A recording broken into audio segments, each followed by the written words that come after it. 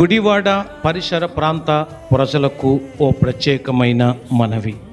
మే నెల 18, 19, 20 తారీఖుల్లో అనగా ఆది, సోమ, మంగళవారాల్లో యెహోవా షాలేం ప్రార్థన మందిరం వారు నిర్వహించు 5వ వార్షిక రక్షణ సువార్త మహాసభలు జరగబోతున్నాయి. గుడివాడలోనే పాముల కాలనీ, పంచవటి కాలనీ గుడివాడలో జరుగుతున్న ఈ సభలకు గుండె నిండా యేసు ఉంటే టీం రాబోతున్నారు. ఆ 3 రోజుల కూడికల్లో మేము పాల్గొంటున్నాం.